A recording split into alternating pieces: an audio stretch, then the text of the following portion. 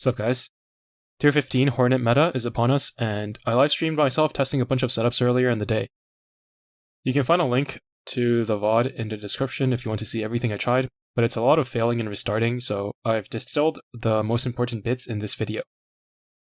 First, I think that the most consistent fleet composition, at least in the early days, is going to be, unsurprisingly, Soyuz, Nakhimov, Fritz Rume in the main fleet, and then Z-52, Kazagumo, and Hindenburg in the vanguard. On paper, this main fleet should be the strongest against medium armor with all the LA-9s they're able to bring, and the combination of Nakhimov and Soyuz ensures that the enemy isn't moving. LA-9 has a very long cooldown, so any setup relies on them will have to settle for 3 strikes. You won't have to worry about having the max amount of fleet tech reload to squeeze in one last airstrike. If you're missing stats like aviation or accuracy from fleet tech, your damage will obviously be lower. And one glaring problem with this setup is of course going to be accessibility. I myself still need a few more blueprints before getting the 4th LA-9, so I think it's going to be unrealistic for the majority of players for now. You can try using BF-109G to substitute for missing LA-9s, but I don't know if this setup would be significantly better than others in that case. Another problem is that the boss sends out some planes that may reveal the carriers, significantly hampering their damage. Although it didn't seem to reveal my carriers despite having no interception, I think it was just due to good fortune that my vanguard didn't move too far to one side. Using 3 LA-9s and 1 BF-109G, I was able to achieve a very good sync between the 3 main fleet ships, but the boss was left with a single bar of HP, which would have been handled with the 4th LA-9. I'm not sure how consistent this fleet will be yet, but it's the only fleet that can make sure the boss is rooted in place, without also sacrificing a ton of damage. The main gimmick of the fight, other than the fact that Hornet has a ton of evasion, is at 25 seconds, the screen goes black and your main fleet cannot attack until 20 seconds.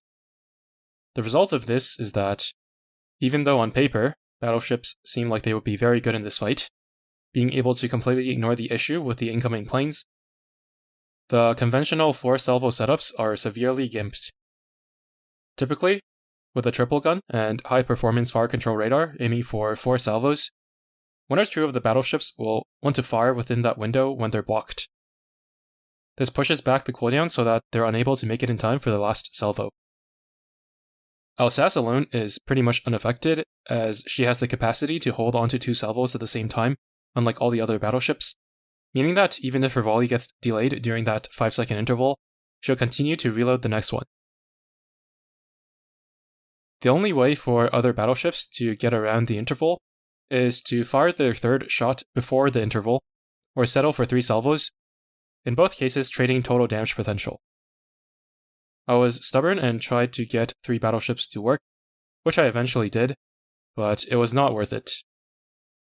I used Brest, who isn't the best possible damage option, because Alsace fires last, and then without Brest to make Alsace's debuff permanent, the other 2 battleships will not benefit from it, which will be a huge damage loss.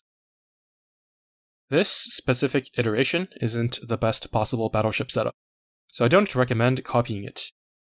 As a matter of fact, probably only a maximum of 3 people in the world can use this exact setup with the exact equipment, for reasons I won't get into, but it's best to find a gun and auxiliary setup that works with your battleships.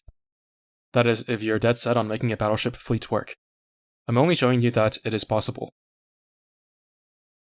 One thing for certain though is that you can't go wrong with using Alsace. There are many options in the other 5 slots, including Bismarck's Way, Plymouth, Mogador, and Guam, being just a few that are all very viable and might work better or worse than the specific ships I used.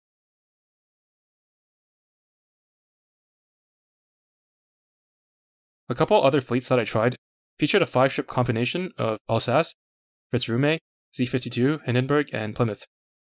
All these ships are just incredibly easy to splash onto a fleet. In the last slot, both Bismarck's Way and Soyuz worked. In this fleet, Alsace fires first, so a French vanguard is not needed.